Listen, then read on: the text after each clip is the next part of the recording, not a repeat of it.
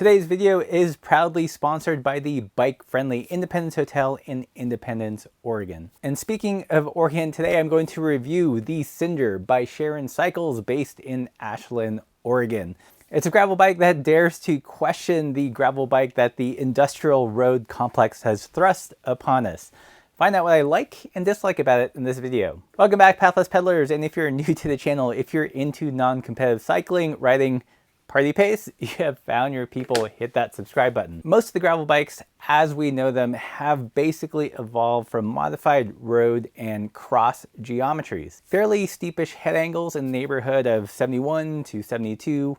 Sometimes they go crazy and go down to 70.5, but they exist within a narrow range. Most of these gravel bikes also adopt other things from the road bike world, like relatively longer stems, so 80, 90, even 100 millimeters, placing the rider a little bit more forward and a little bit closer to the front axle. And if you took a vast sampling of bikes that call themselves gravel bikes, that's pretty much the formula. What if, however, you start from scratch and question what it is you're asking a gravel bike to do? Let's say you want the gravel bike to be completely composed when going down rocky terrain, and you want a bike that positions you comfortably so when you go down the steep stuff, you don't feel like you're gonna endo. What would you do? Tabula rasa, blank slate, come up with a bike like the Cinder. This bike is designed and built by Will Scharen from Scharen Cycles. Steel frame, carbon fork in this build. In this particular bike, it is built around the 700C wheel size, running the 700 by 42 specialized sawtooth tires. The wheels are by Easton from their gravel and adventure line. Moving to the handlebars, it's rocking some Salsa. I believe they're cow chippers, a little bit on the wider size. My guess, at least 46. The controls are the very excellent Shimano GRX,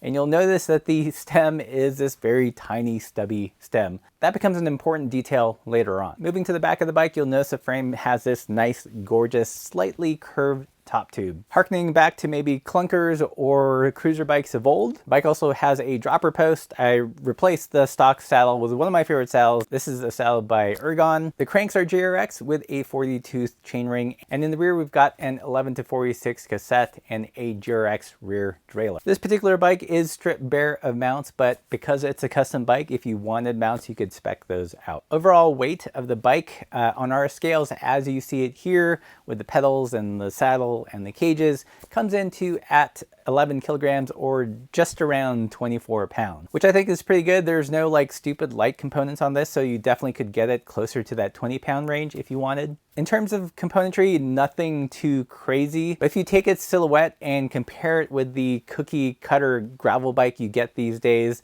that's when you notice some interesting changes. If you're a mountain biker, this is all going to sound very familiar to you, but it has what's known as a progressive forward geometry. And what that means is that it has a long front center, so that distance from the bottom bracket to the head tube is much longer than you typically find in a cross or road inspired gravel bike. Just reading off some numbers here, the front center on this bike is 695. And if you compare that with a comparably sized Salsa Warbird, the front center of that bike is 598. So a veritable football field in terms of bike design term. To compensate for the front center so you're not like super stretched out, it's designed specifically with a short and stubby mountain bike stem, as opposed to the typical road lengths of 90 to 100 millimeters that you would see on your typical gravel bike. Another huge difference is the head tube angle. The head tube angle on the Cinder is 68 degrees, which isn't the slackest head tube angle when you compare it to mountain bikes, but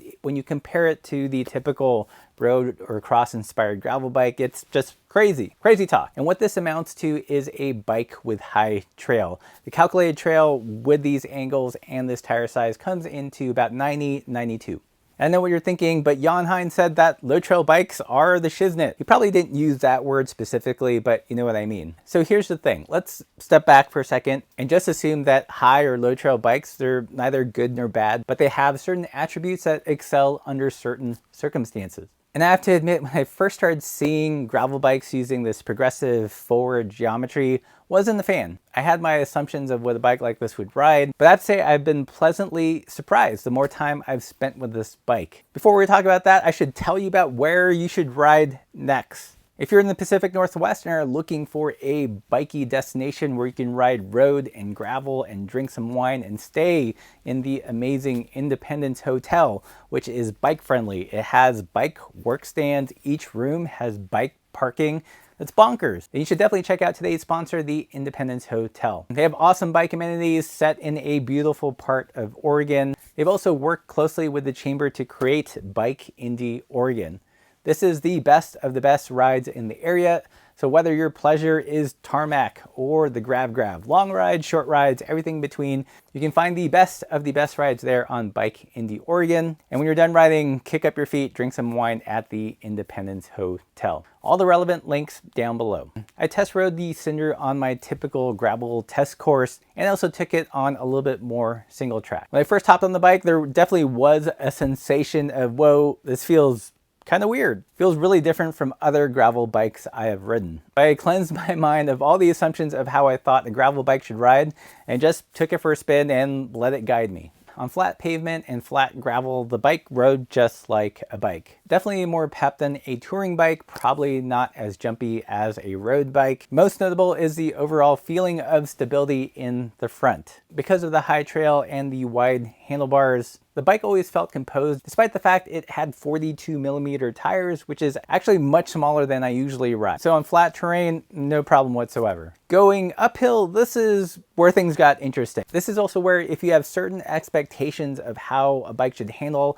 you're gonna kind of conflict with reality here. The nature of any bike with high trail is they have a tendency to have wheel flop. Yes, you can kind of mitigate that by running a shorter stem and a wider handlebar, but no matter what you do, it's not gonna ride like a road bike. But if you step back and just let go of the assumption that every gravel bike should climb like a road bike, then I think you'll find that inner peace. It took a while for me to adjust. It had that floopy, floppy, drunken goatee, pushing a wobbly shopping cart sensation on the first ride. But after several weeks of riding it, I began to adjust and it felt transparent. It felt transparent. It wasn't a big deal. That's what I'm saying. Pushing a shopping cart feeling was only really noticeable when climbing at really slow speed. So super steep terrain, rocky terrain, and you're moving, let's say, less than 5 miles per hour. That's when it was at its worst. But once you got to about 7 to 9 miles per hour, things evened out and it was just fine. So yes, if you are a low trail aficionado, you're not gonna like this bike. If you're a roadie and you can't let go of how a road bike should feel, you're also gonna not like this bike. If you're a mountain biker, it'll feel at home, and if you're open-minded and can accept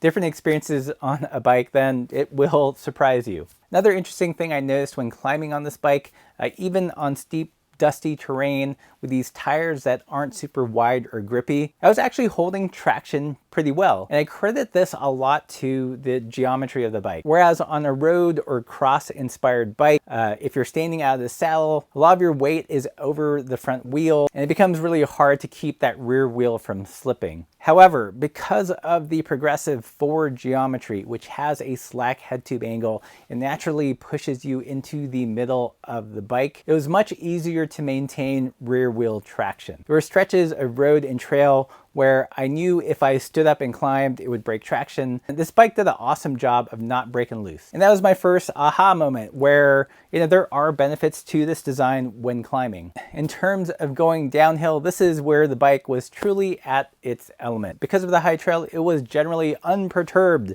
when it hit bumps and ruts and roots and baby heads. Just cruised and sailed right over those things. And when the terrain got steeper, the bike still maintained its composure. Usually when I ride other gravel bikes, I have this fear of going over the handlebars just because you're leveraged so much in front of the head tube. With this bike, you're further set back, so you don't feel like you're constantly gonna go over the handlebars when going down the steep stuff. The geometry also allows you to keep more weight over the rear wheel so you can do a little bit more hard braking without breaking traction. Not to mention the dropper post, which gives you lots of room to move around the bike. Once again, if you're a mountain biker, the bike will feel super familiar. If you're a road biker, this is where you'll be pleasantly surprised. You'll probably take those downhills with more confidence because you don't feel like you're gonna go over the handlebars. So I know what you're thinking, Russ, if this design is so great, why hasn't it taken off? Why hasn't it become the mainstream design template for other gravel bikes? Well, I've got my theories. The first one is fit. If you look at most gravel bikes and road bikes, they start off with a fairly long stem, and you have a lot of latitude to go forward and backward to really dial in that reach. Whereas on a bike like this, the reach is essentially baked in with that long front center, and you're already starting off with a really short stem.